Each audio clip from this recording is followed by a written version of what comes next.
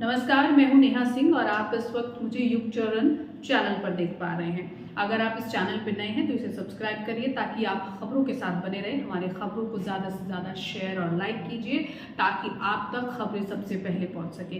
तो निष्पक्ष खबरों की हम बात जब करते हैं तो सबसे पहले बात आती है युग चरण की। जी हाँ, आज हम बात करने वाले हैं गैस और तेल को लेकर इतना हाहाकार आखिरकार इंडिया में अगर मचा है तो मचा क्यों है। लेकिन उसके लिए हमें एक दो दिन की जो चीजें इंटरनेशनल मार्केट में हो रही हैं या विश्व स्तर पर जो चीजें हो रही हैं, हमें उस तरफ ध्यान देना सबसे ज्यादा जरूरी है।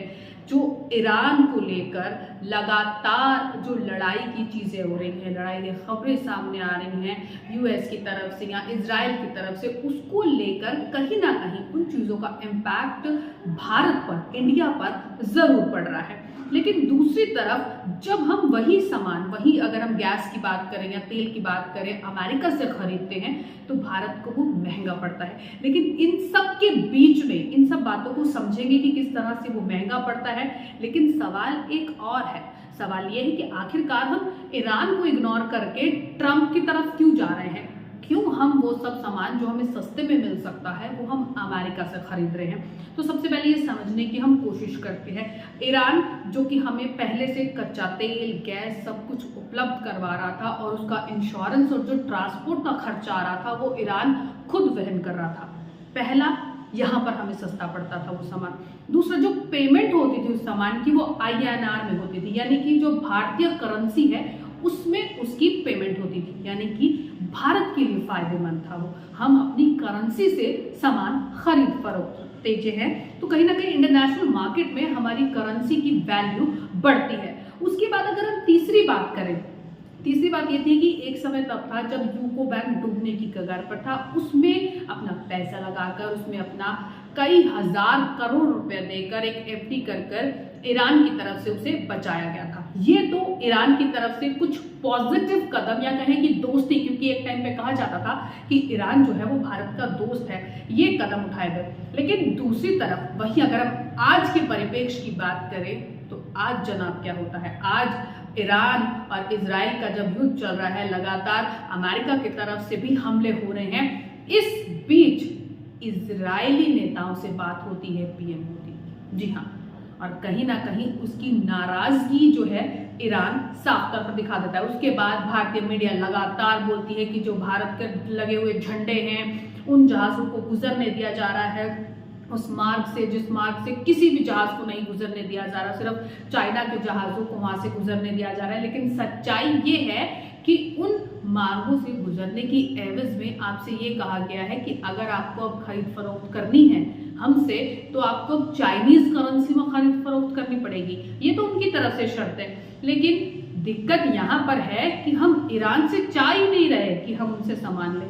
हमें तो वेस्ट की तरफ जाना है, हमें तो वेस्ट के आगे घुटने टेकने हैं, क्योंकि हम हमेशा से करते आए हैं। चाहे हम मोन्टेरा में नमस्ते ट्रम्प करें या फिर अब हम कई गुना महंगा तेल और गैस उनसे खरीदें। तेल और गैस की अगर कीमतों की बात करें तो 2019 में हमने ईरान से तेल खरीदना बंद कर दिया था या काफ़ी कम कर दिया था। लेकिन 50% से ज़्यादा जो है हम तेल और नेचुरल गैस बाहर से मंगवाते हैं। लेकिन अगर हम इस चीज़ को समझने की बात करें, जिस तरह से मैंने बताया कि इंश्योरेंस का खर्चा और जो ट्रांसपोर्ट का खर्चा था वो ईरान वहन करता था, लेकिन ये खर्चा अमेरिका अब वहन नहीं करेगा। ईरान करता था, अमेरिका नहीं करेगा। एक बड़ा डिफरेंस ये आ गया। दूसरी बात, आपको डॉलर में खरीदना होगा। दूसरी ये भी कहीं ना कहीं बहुत इंपॉर्टेंट है क्योंकि आपकी करेंसी फिर स्टोर हो गई। तीसरी बात अगर हम करें तो जब ट्रांसपोर्टेशन की बात आती है, जब आप गल्फ कंट्री से माल मंगवाते हैं तो आपका 6 से 7 दिन में एक माल आ जाता है। वहीं अगर आप US से माल मंगवाएंगे तो आपको कम से कम 2 महीने लगेंगे, यानी कि 55 से 60 दिन लगेंगे। 6 से 7 दिन, 55 से 60 दिन, 2 महीने। तो ट्रांसपोर्ट भी आप समझिए, टाइम को भी समझिए, हर चीज़ को आप समझिए कि किस तरह से खर्चा जो है बढ़ेगा। दूसरी बात, रेट की बात कर लेते हैं। ईरान का जो हमें रेट लगाया जा रहा था वो था $0.33 और अमेरिका की जब हम बात करते हैं तो अमेरिका लगा रहा है $2.6। आप फर्क देख रहे हैं। तो जब इस फर्क की बात हम करते हैं तो कितने खर्चे ऐड ऑन हो जाते हैं और इसीलिए ये सब कुछ किया जा रहा है। इसीलिए कई जो आप देख रहे हैं कई राज्यों में जो है लंबी लंबी कतारें लग रही हैं।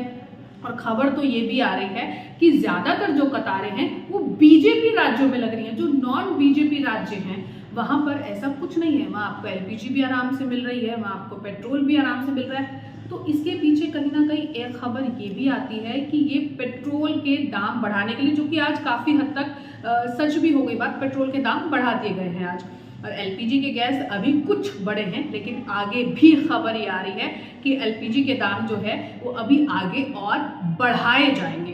तो इस तरह की इन चीजों को पहले से ही तैयार किया जा रहा है। लेकिन इन सबके बीच में सवाल फिर वही उठता है कि जब ईरान से हमें सस्ता तेल मिल सकता है तो फिर हम अमेरिका की तरफ क्यों जा रहे हैं। पहले भी कई बार ऐसा हुआ है कि जो कोशिशें हुई हैं हमारी सरकार की तरफ से वो वेस्ट की तरफ झुकाव हमें अधिक देखने को मिला है, और वेस्ट ने हमेशा भारत को धोखा दिया है। कई बार ऐसा देखने में आया है, चाहे वो वीजा में आप देख लीजिए या टैरिफ में जब हुआ था बहुत बड़ी बड़ी बातें की गई थी। हालांकि मीडिया ने बहुत फैलाया था कि 56 इंच का सीना मोदी ने वहां पे भी दिखा दिया, नहीं झुके ट्रम्प के आगे, ऐसा कुछ। लेकिन ऐसा कुछ हुआ नहीं। बातें तो ये भी निकलकर सामने आ रही कि जितना आप हमसे सामान खरीदेंगे उतने का ही हम आपसे खरीदेंगे, तब आगे बात होगी। इन सब बातों को अगर हम छोड़ भी दें तो तेल और गैस पर हम डबल ट्रिपल खर्चा दे रहे हैं, वो तो सबको दिख रहा है, वो तो हम लगातार देख रहे हैं। कहाँ पर 0.33 और कहाँ पर $2.6, कितना फर्क आ जाता है प्रति अगर हम बैरल की बात करें तो इस तरह से लगातार हम क्यों वेस्ट की तरफ जा रहे हैं, क्यों हमारी सरकार का झुकाव हमेशा से ट्रम्प की तरफ रहा है, अमेरिका की तरफ रहा है, जबकि गल्फ कंट्रीज हमेशा से हमारी मदद करती आई हैं। इजराइल में जब बात हुई थी इजरायली नेताओं से पीएम मोदी की, उसके बाद ईरान ने कड़ा रुख अपना लिया। उससे पहले ईरान कहीं ना कहीं सॉफ्ट था भारत को लेकर, लेकिन उसके बाद जब ईरान के नेताओं से बात हुई तो उसको लेकर कोई ट्विटर पर बात नहीं की गई। लगातार जो ईरान के जो लीडरान थे वो लगातार ट्विटर पर बता रहे थे कि इस नेता से बात हुई, उस नेता से बात हुई, लेकिन जब पीएम मोदी की तरफ से बात की गई उन्होंने इसका कोई भी जिक्र नहीं किया गया, क्योंकि कहीं ना कहीं नाराजगी उन्होंने दिखा दी। तो विदेश नीति को लेकर अक्सर जब हम देखते हैं कि डावाडोल सी स्थिति हमारी बनी रहती है। कभी हम ब्रिक्स में ऐसे देशों के साथ होते हैं जिनका हम लगातार बात करते हैं, उनके विरोध की बात करते हैं, उनको बायकॉट की बात करते हैं। कभी हम चाइना के बायकॉट की बात करते हैं, वहीं जब चाइना हमारे 300 इंजीनियर वापस भेज देता है, चाइना हमारा फर्टिलाइजर बंद कर देता है, तो सबसे पहले हमें टेंशन हो जाती है। टैरिफ की बात होती है, टैरिफ को लेकर ट्रम्प जो है वो अपने रूल्स निकालते हैं कि आपको हमारे यहाँ से सामान खरीदना होगा, लेकिन हमारे जो मीडिया चैनल है वो कहते हैं कि नहीं जी, किसानों का नुकसान होगा, इसलिए टैरिफ डील को नहीं माना गया। लेकिन अल्टीमेटली धीरे धीरे स्टेप बाय स्टेप आप सारी टैरिफ डीलें मानते जा रहे हैं। अब इसे भी आप टैरिफ की कैटेगरी में ला सकते हैं। आपको एक जगह से सस्ता तेल मिल सकता है, लेकिन आप वहां से नहीं ले रहे, आप मैं ट्रिपल से भी ज्यादा मैं कहूँ तो 8 गुना ज्यादा दाम देकर आप उस सामान को खरीद रहे हैं। तो इसे टैरिफ नहीं कहेंगे तो और क्या कहेंगे। अब आप उसको कोई और जुबान दे दीजिए, अब आप उसको घुमाकर ये कह दीजिए कि जी हमें वहां से तेल नहीं मिल रहा। दूसरी तरफ आप कह रहे हैं कि हमारे जो भारत के झंडे लगे हुए जहाज हैं वो वहां से जाने दिए जा रहे हैं जल डमरू मध्य मार्ग से, लेकिन ऐसा कुछ हो नहीं रहा। कई तरह की बातें, कई तरह की शर्तें जो आपको आपके हिसाब से निष्पक्ष नहीं बताई जा रही। सबसे बड़ा सवाल ये उठता है कि जब बात खबर की आती है तो खबर को जो खबर जैसी है वैसे नहीं बताया जा रहा, उसे घुमा फिरा के बताया जा रहा है। बात जब टैरिफ की हुई तो बोला गया कि किसानों के फायदे के लिए टैरिफ डील नहीं मानी गई, लेकिन आप धीरे धीरे करके उस टैरिफ डील को इनडायरेक्टली आपने मान लिया।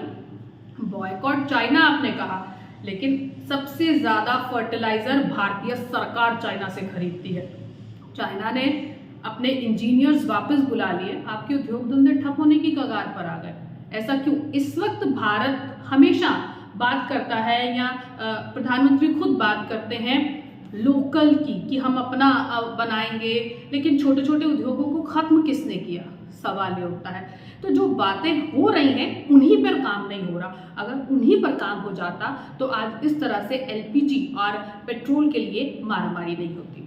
तो युगचरण चैनल को जरूर लाइक कीजिए, सब्सक्राइब कीजिए और इस वीडियो को ज्यादा से ज्यादा शेयर कीजिए और हमारे साथ बने रहिए।